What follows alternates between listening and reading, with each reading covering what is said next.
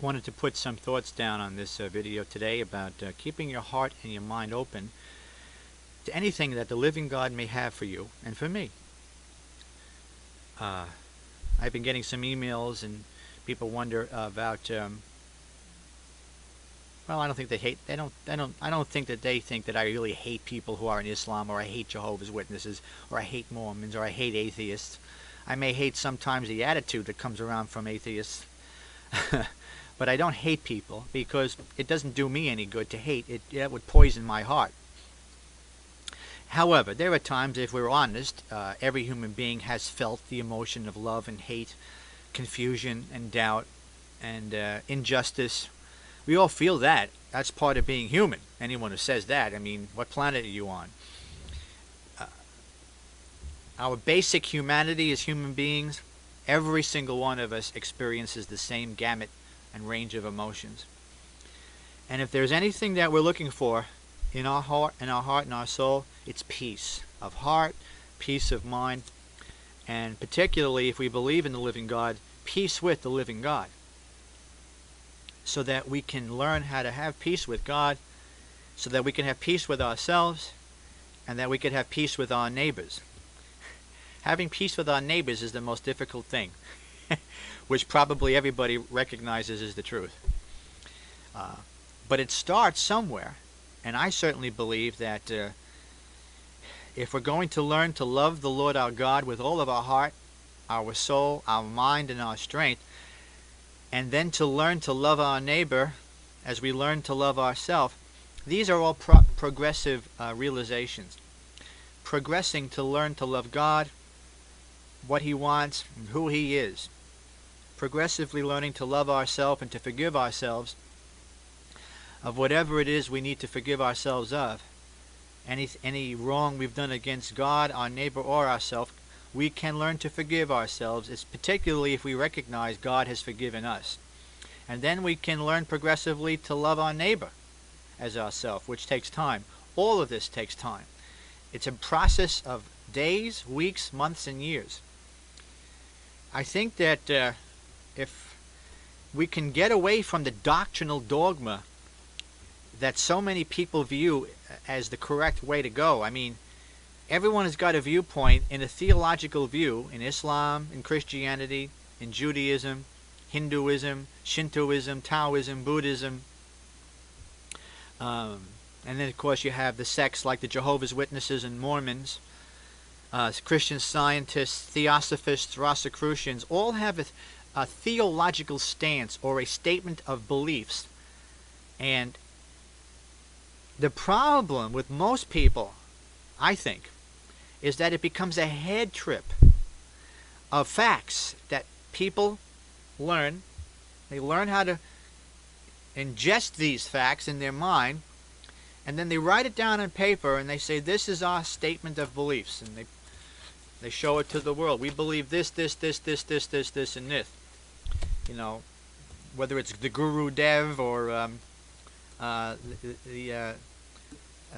what's his name, the Swami Yogi, and now the Dalai Lama, the current Dalai Lama, they all have statements of faith or what their beliefs are.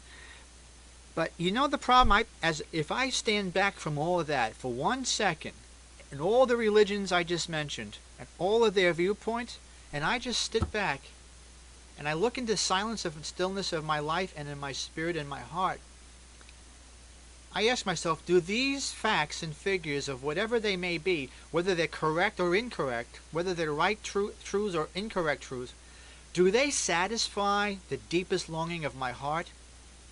It's like when I'm thirsty, I go for water. And if the water satisfies my thirst, I don't have to say, oh, I have to put this down in a formula and it's going to, you know, I got to put it down in some viewpoint and it's A, B, C, D, E. No, here's water. I drank it and it satisfied my thirst. I know of one person out of all the religious and figures in the stage of human history that you could name, whoever it might be, from the Siddhartha Gautama Buddha in Buddhism, and from him the three sects of Buddhism sprang up: Tibetan Zen and Nichiren Soshu. Charles Taze Russell and the Jehovah's Witnesses and his viewpoints about Christianity. Then you had Joseph Smith and Brigham Young and their viewpoints about Christianity being lost and then restored as the restored Church of Jesus Christ, Latter-day Saints. You've got the Catholic viewpoint as being the one true church, and then you got the Protestants who are protesting against the excesses of the Roman Catholic churches, and then you've got the Methodists and the Lutheran and the Presbyterian and the Mennonite and the Church of Christ and the Anglican and the Coptic, the Syrian. Holy mackerel. You know, and you say, will the real truth please stand up? I see one person in the stage of human history who rose out of the sea of all of the systems of mankind and said, I, myself, am the truth. I, myself, am the way. I, myself, am the life. He who has seen me has seen what the Father in heaven, who is God, is like. I have come in the name of my Father. I and my Father are equal. We are the same. I share his nature. No other figure in the stage of human history pointed to himself and said, it's me. Every system or every religious founder pointed away from himself to God or to that system of belief. Right? Siddhartha Gautama Buddha never said he was the way. He said, this path has worked, you tried, it may work for you too. Muhammad pointed away from himself to Allah.